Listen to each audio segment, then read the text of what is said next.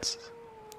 It's Nick, the ASMR nerd, and welcome to Morrowind. Morrowind is the third entry in the venerable Elder Scrolls series, and it came out way back in 2002, May 1st, 2002 to be precise, which means that as of the time of recording, its 18th birthday has just passed. Yes indeed, my friends, Morrowind is now a legal adult, and I thought that to celebrate the occasion, it would be really nice to do a Morrowind wander. So that's what I'm doing here today. If you're curious about my setup and the mods I'm running, the visual enhancements and things like that, I'll have all of that listed down in the video description, or at least the most relevant parts, so you can check that out there. So we find ourselves in Seyda. Seyda will be familiar to anybody who knows Morrowind, because Seyda is the gateway to Vardenfell. It's where the player begins their journey at the start of the game. It's the early morning, and the ocean waters are lapping against the wharf here. And you can hear the mournful, echoing call of the Ziltstrider.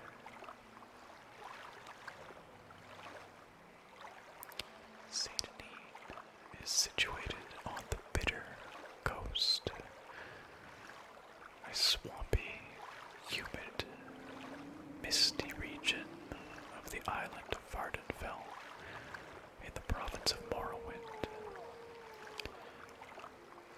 It's located on the southwest corner of Vardenfell, and it is where our journey begins. In theory, all newcomers to Vardenfell are expected to arrive here at Seyda and pass through the Census and Excise office, which is this building situated ahead of us. Why don't we head on inside?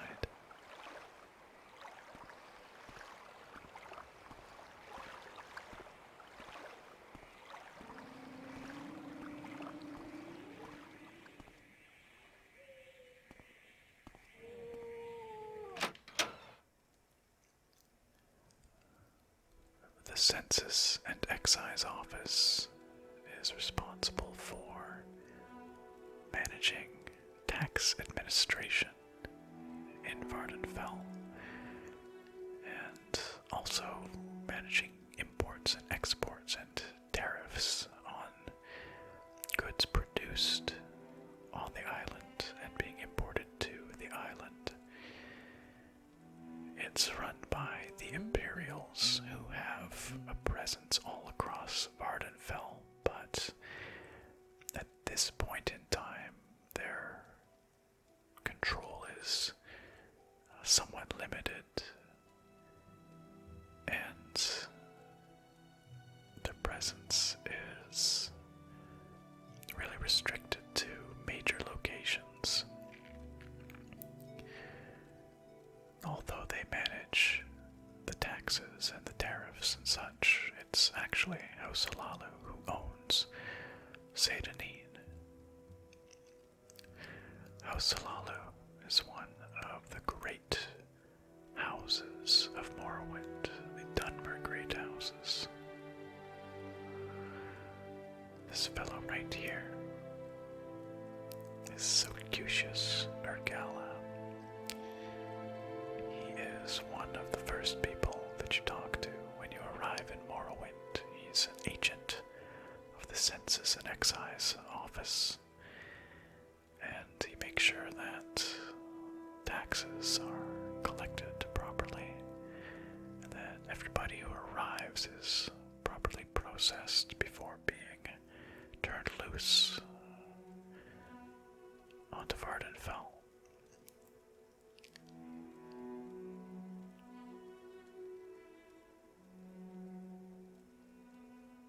As you can see, he's guarded by an officer of the Imperial Legion, here to keep the peace and ensure compliance with Imperial protocols.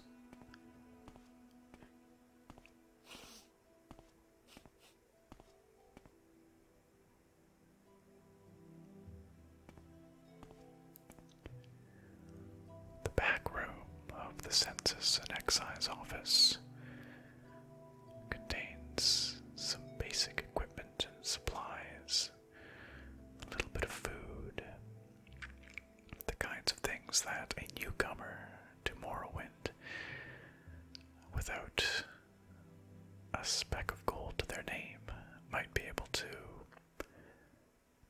use to their advantage to get started here in Vardenfell.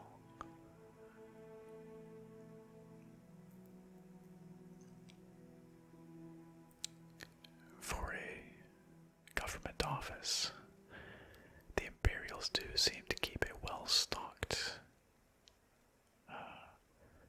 alcohol supply.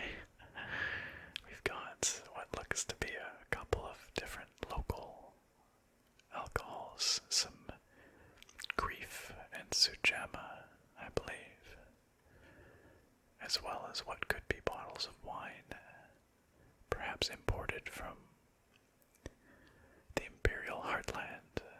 Maybe they're from around the Skingrad area, Surly Brothers, perhaps.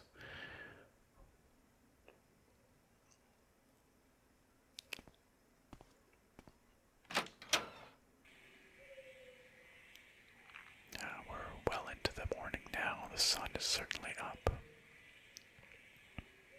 We'll pass through this little back courtyard here.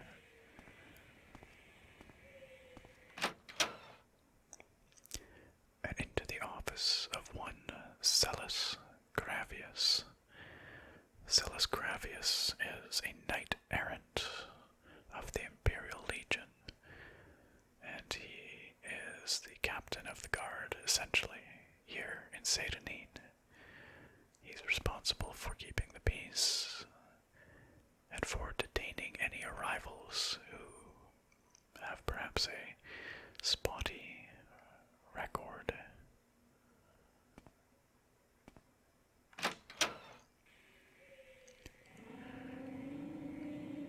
And here we are, out into Seyda for what is ostensibly such a major port and administrative center for the Empire here in Vardenfell. Seyda itself is a pretty small little settlement. Again, the Empire's still establishing a foothold here on Vardenfell, and it's never an easy task to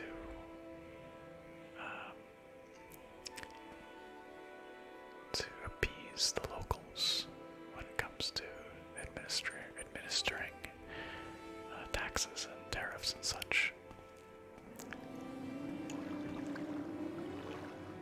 Here we have one of the most fascinating aspects of life on Vardenfell. This, my friends, is a silt strider.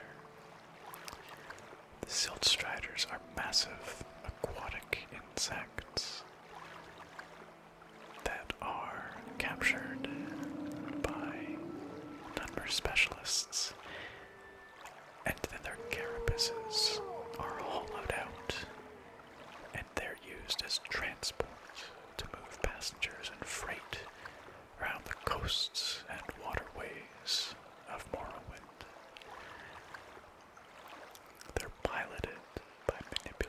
exposed organs and nerves within their carapace. This particular silt strider will take passengers from Seyda to distant locations such as Balmora and Vivek.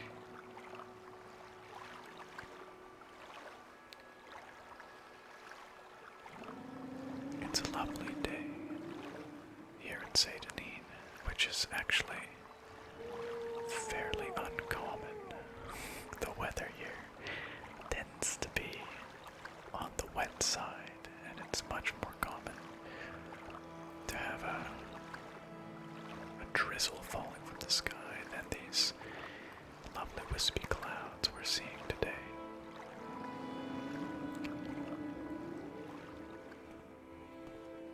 Let's head back to the center of town, such as it is.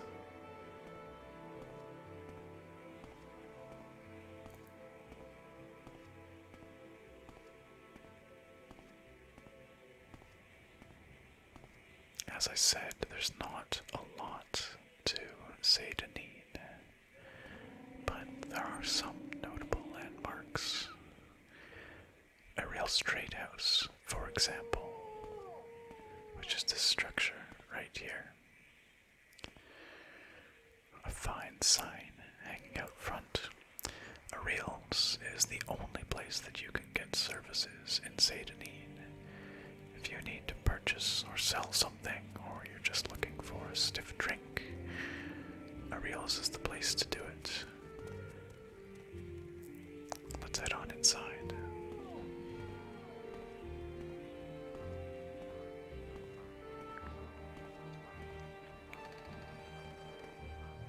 A nice view from the front door here.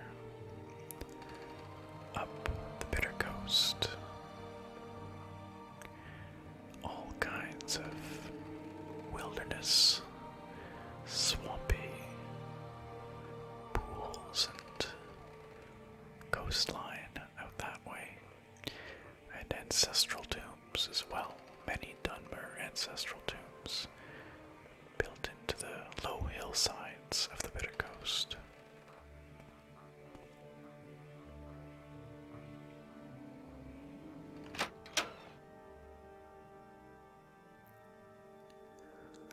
And here we have the man himself, Ariel, an enterprising high elf businessman who has established himself here in Seyda.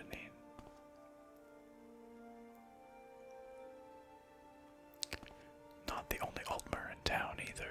You might have noticed Elderfire outside wandering about, but most of the inhabitants of Seyda, the native inhabitants, are Dunmer, the Dark Elves, which comes as no surprise. Here at Ariel's, however, we have a diverse bunch. We've got Riskar Flatfoot, who's a member of the Imperial Legion, a gruff old bear, Nordic to the core.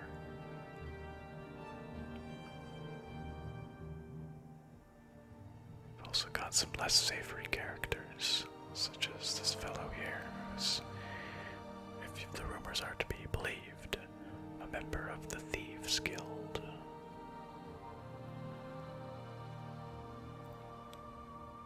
All sorts while away their time here at Ariel's. A battle mage and Elone, who is a bartender here, but also a member of the Secret Order of the Blades, protectors of the Emperor throughout the Empire. Secret agents, some call them. I wonder if Ariel knows that Elone belongs to the Blades.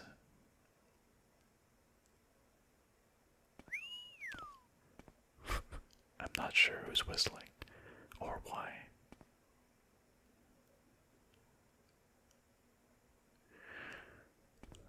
Ariel's inventory is modest, but if you're a newcomer to Vardenfell, this is the best place to get equipped and to perhaps sell what you scavenge from around the Bitter Coast.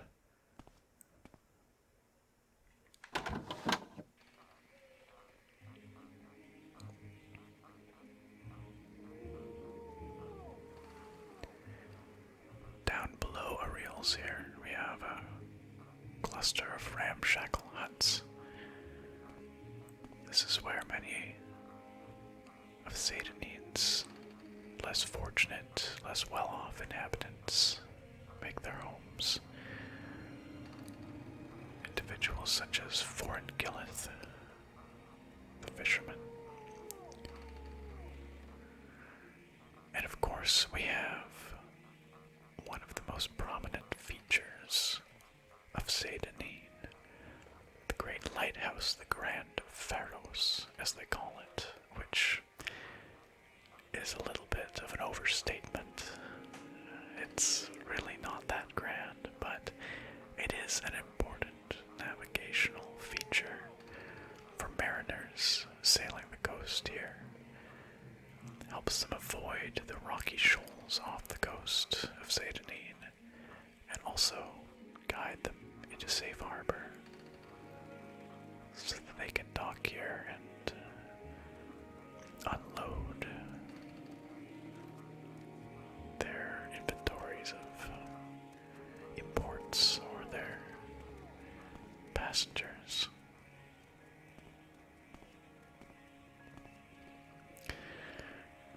This fellow here, who just walked away. Let's see if we can track him down. There he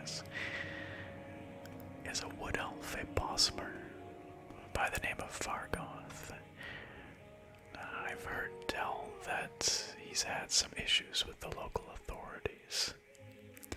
Vargoth claims that he's being unfairly profiled because of his race, and that he's constantly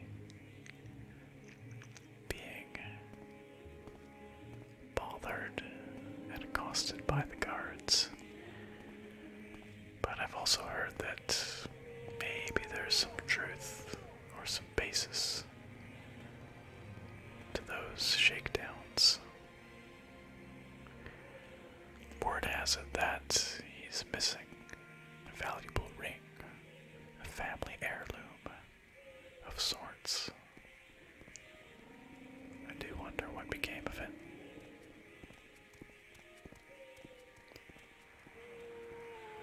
The Grand Pharos in all its glory. Why don't we go investigate? Maybe head to the top. I bet you we'll get a lovely view of this swampy little village from the top.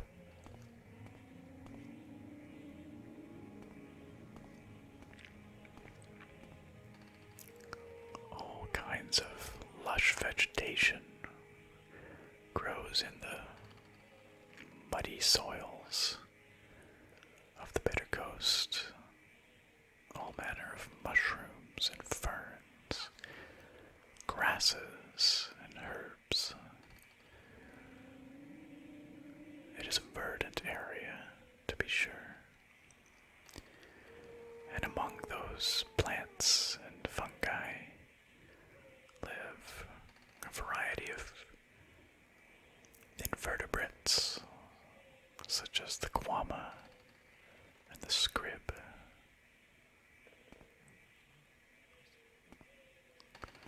And in the waters themselves, the ubiquitous mud crabs along the coast, of course, and in deeper waters, the dangerous slaughterfish, which one is not to take lightly. Looks like some midges, insects of some kind, swirling about the lilies over there.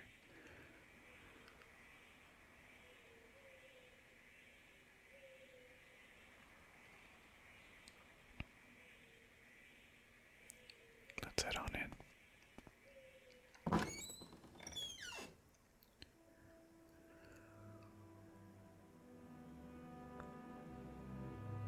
Lighthouse is operated by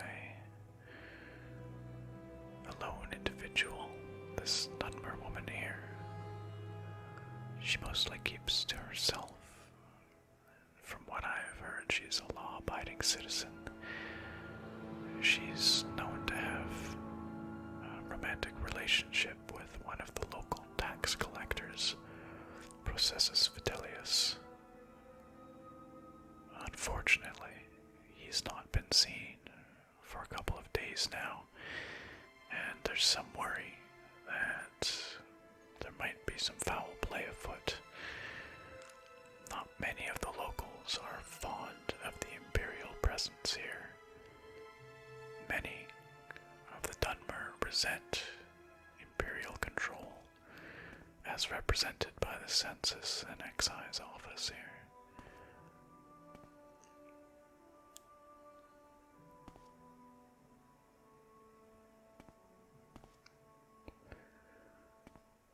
Now here we have what looks like a little snack, some grief, a bit of crusty bread, and a classic book, The Wraith's Wedding Dowry.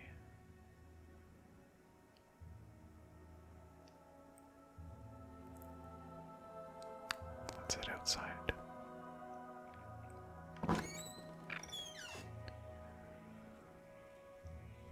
And here we have our view across Seyda, the bustling metropolis of Seyda. It's not much. It's a humble village, but it's cozy in its own way, as much as a damp little hovel in the swamp can be cozy. But it is the first point of entry for most into Vardenfell and the adventures that lay beyond. And so, it has its place in many people's hearts.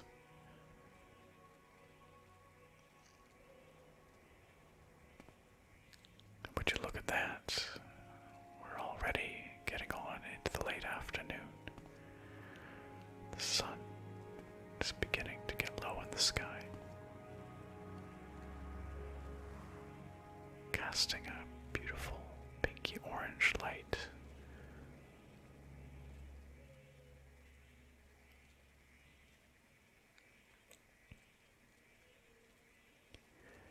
As night falls, the lighthouse here will guide sailors safely to port or away from ruination, depending on where they're headed. Perhaps they're heading down and around the southern side of Vardenfell to dock at Ebonheart or Vivek, which are much larger cities to the south and east. Perhaps we will explore those ports, those locations, another day. You can let me know if you'd like to do so. I'd love to have you along for the journey. But for now, I think we'll say good night to Vardenfell. Good night to the humble village of Seyda here on the Bitter Coast, on the island of Vardenfell, in the province of Morrowind,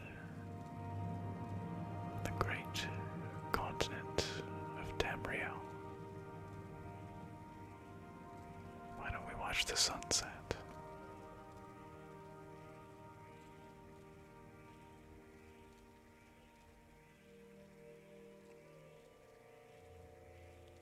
The stars are coming out. As last rays of the sun peek out between the branches of the moss-covered trees here on the Bitter Coast.